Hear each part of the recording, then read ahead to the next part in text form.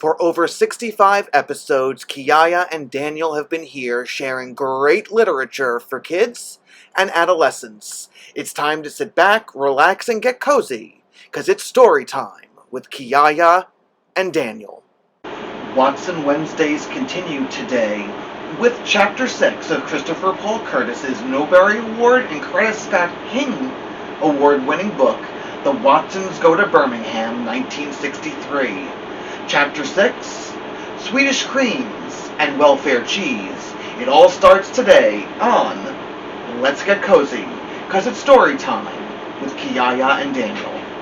Hi, my name is Donnell Carter, certified personal trainer through National Academy of Sports Medicine, and certified nutrition coach through Precision Nutrition. I'm here today to talk to you about online personal training, the future of personal training right on your phone. We start the week with an overview and progress reports. Following that, we have our calendar, day 3, 4, 5 different workouts.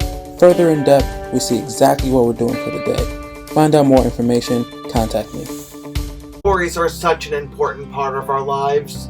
Join my friend Kiyaya and I for Get Cozy, because it's story time with Kiyaya and Daniel, where we share some of the greatest picture books and chapters from children's and young adult literature to inspire you to keep embedding literacy into your days.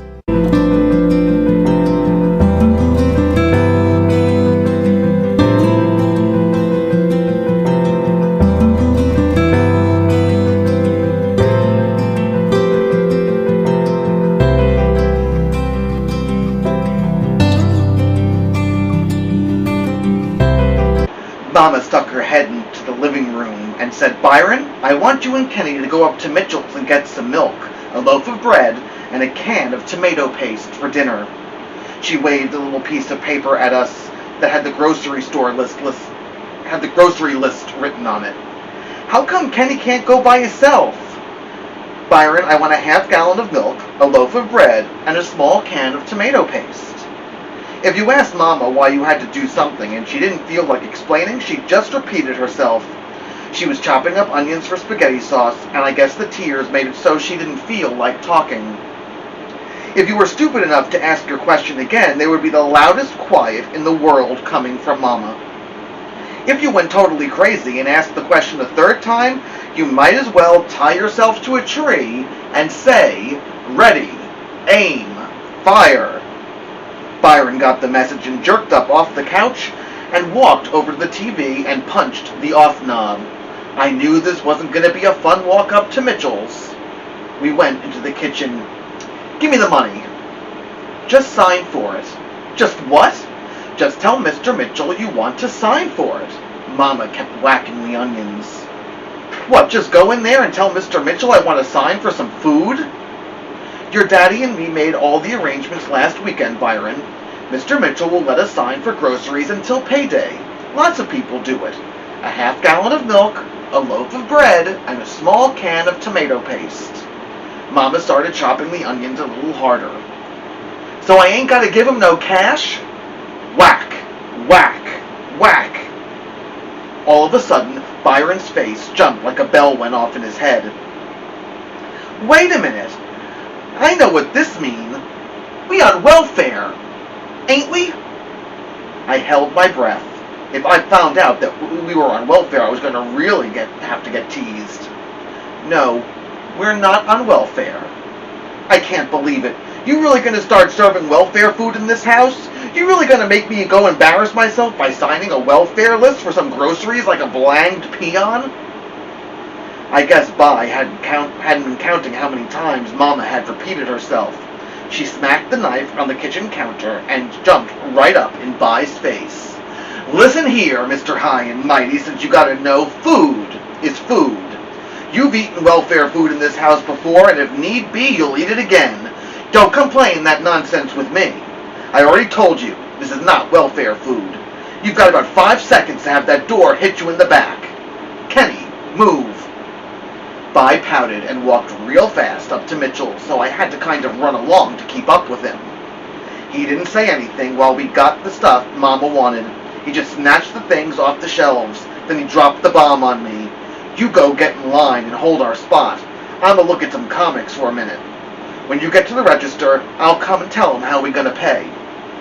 Oh man, I knew what that meant. Bi figured out a way not to get embarrassed. He was gonna hide until after I'd signed for the groceries. I wasn't gonna be the one who got embarrassed. I couldn't argue or anything, so now it was me who was pouting. Byron disappeared around the comic book rack. "Hi, Kenny." "Hi, Mr. Mitchell. This all you want?" "Uh-huh." He took the groceries and rang them up on the cash register. "That's $1.23. I saw Bi's head come poking around the comics. This has to go on the welfare list," I said kind of quiet. Mr. Mitchell twisted up his face. "On the what?" I said real low so only Mr. Mitchell could hear. "We found out we just got put on welfare and we've got to sign this food up on the welfare list." Byron's head disappeared again. Mr. Mitchell laughed. "Kenny, this isn't a welfare list. It just means your daddy's gonna pay all at once instead of a few times every week." "Really?" Mr. Mitchell reached under the counter and opened up a little brown box. He pulled out a bunch of yellow cards, and I could see Watson was written on the top of them. He wrote $1.23 on the first line and said, "Sign here," then pointed to a spot next to the $1.23. I wrote Kenneth Watson and gave him back the pen. "That's it?" "That's it." He put the groceries in a brown paper bag and handed them to me. "See you, Mr. Mitchell." The second I walked out of the store, Byron was next to me, and he was in a lot better mood. "Man, I can't believe it. We just had a chance to get a bag full of free food, and all we took was some stupid milk, a loaf of bread, and a can of tomato sauce." Byron's good mood started to get to me, too. He was smiling and even put his arm around my shoulder as we walked. I couldn't help myself. It felt so grown up to have Bi walking with me like that. I started laughing right along with him. His mood was so much better that he even took the bag of groceries from me. Most of the time when Mama made us go to Mitchell's, Byron would make me carry the bags from the store right up to the front porch. Then he'd take them from me, so Mama would think he'd carried them all the way. But now he started carrying them 4 blocks away from home. This was just too much. All you gotta do is sign that stupid card and that old fool Mitchell will give you what you want? Too much. Now that Bi was happy, I had 2 questions I wanted to ask him. First, he'd said a word that I'd never heard before. And since he said it in front of Mama, I knew it wasn't cussing. As we walked home with his arm around my shoulder, I thought I might get a real answer from him. "Byron, what's a peon?" "A peon? Didn't you see that Magnificent Seven? Peons was them folks that was so poor that the rich folks would just as soon pee on them as anything else." I knew this had to be a lie. You can get yourself in a lot of trouble if you listen to half the stuff Byron said. But I asked the next question anyway. "What do you think the welfare food was that Mama said she gave us?" I wish I hadn't asked, because this brought back his bad mood. He took his arm around my shoulder and said, "I know what it was." He handed me back the groceries, too. "Don't you remember how some of the time Dad sneaks up in the morning and goes to the kitchen, and when he come out there's a big jug of milk?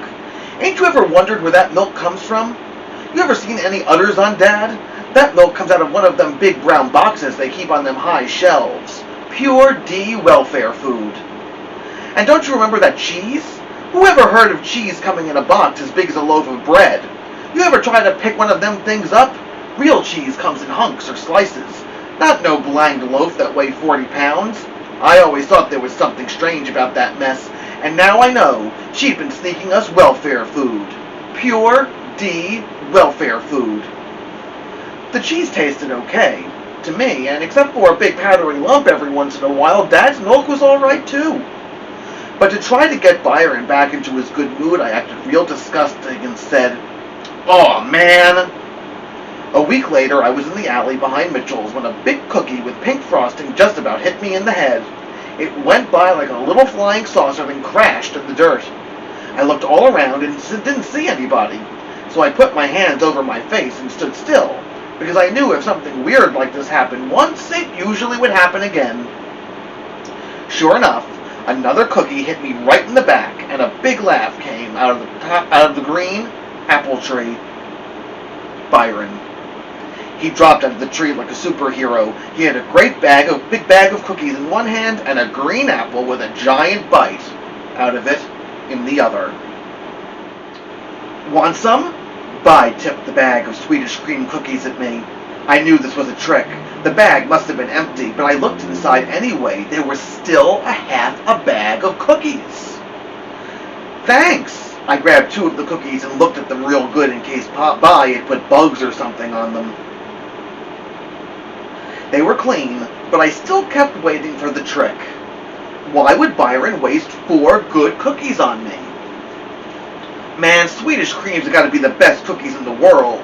I gulped them down and wiped my hands on my pants. I couldn't believe it. Bai tipped the bag at me again. He jumped up and snatched a green apple off the tree, checked it for wormholes, and then handed it to me. You best eat some of this. Them Swedish creams is good at first, but they get kind of thick in your throat after a while. Byron was being too nice, so I knew something bad was about to happen. Then I noticed a crumpled up Swedish creams bag on the ground next to the tree, and I could figure out why he was being so generous. He'd already eaten a bag and a half. A bell went off in my head. I knew now why he'd been so excited and happy when he found out about getting free food at Mitchell's. Bai was signing up for stuff that Mama and Dad didn't even know about. It was like he read my mind, because I was just about to say, "Ooh, Bai," when he stopped being friendly and crossed his eyes at me and said, "Don't even think about it, Poindexter. You ate 2 of them yourself, so quit wasting my cookies and just shut up and enjoy what's left." He tipped the bag at me again. He had me. I couldn't tell on him, or else I'd be in just as much trouble as he would. I took another one. Bai went over to the green apple tree and slid his back against it until he was sitting down. I did the same thing right next to him, and we sat together munching. I wasn't used to being this friendly with Byron, so I guess I was kind of nervous and didn't really know what we should talk about. Bai just sat there chomping down on apples, so I tried to think of what him and Buffhead would talk about. So, when they sat around like this, finally I said, "So Bai, how about you and me doing a little cussing?" He twisted up his face and said, "I thought I told your jive little ass to shut the hell up and enjoy the damn cookies. Now do it." I got a huge smile. This was a perfect day, but like always, Bai ruined it. "Look!" He pointed up at the telephone pole wire where a big bird sat. The bird was about the size of a pigeon and was grayish-brown with a long pointy tail hanging underneath it. Bai jumped up and said, "That's a mourning dove. They're the coolest birds in the world. Don't nothing shake them up." Bai threw a Swedish cream at it. The cookie zipped right by the bird's head, and all the bird did was raise its wing once and look behind it. He threw 3 more cookies at the bird, and it still didn't move. When Byron's 4th Swedish cream left his hand, I knew that if the bird didn't move, he was going to get whacked. The cookie popped the bird smack jab in the chest. The bird's wings both stuck out to the side, and for a hot second, with its tail hanging down and its wings sticking out like that, it looked like a perfect small letter T up on the telephone wire. Then, in the slow motion, the bird leaned back and crashed to the dirt of the alley behind Mitchell's. I'd been throwing rocks and things at birds since I was born and never had even come close to hitting one. I'd seen 1,000,000 people throw 1,000,000 things at birds, and no one had ever really hit one, not even a pigeon. But now, Bai had knocked a bird right out of the sky with a Swedish cream cookie.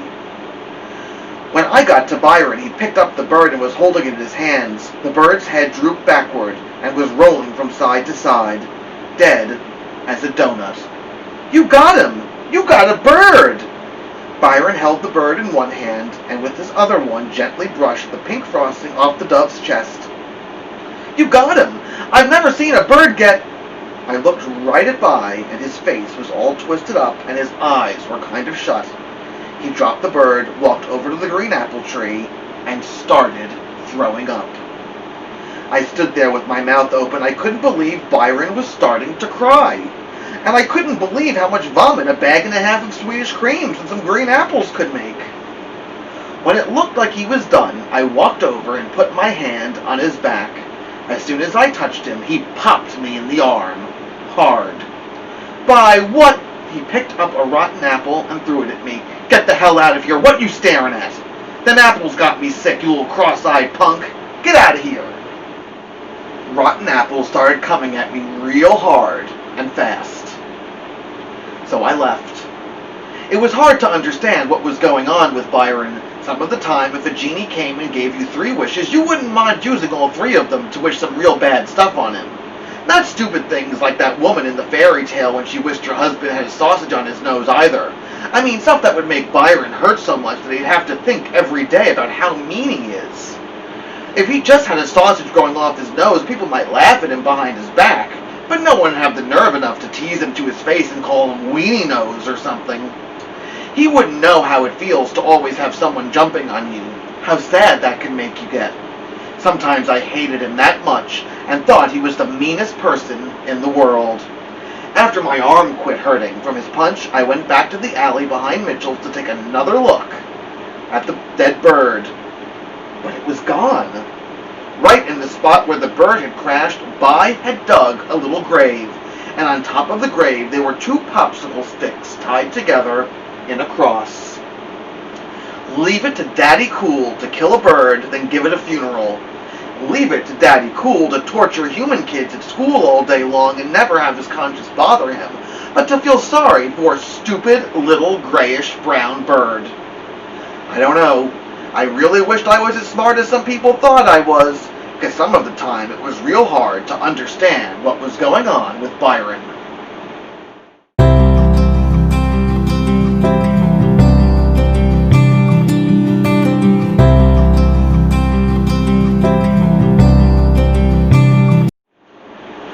You never know what's going to happen when Byron and Kenny hang out with one another, and we can't wait till we get to share Chapter 7 when Watson Wednesdays continue with every Chihuahua in America lines up to take a bite out of Byron.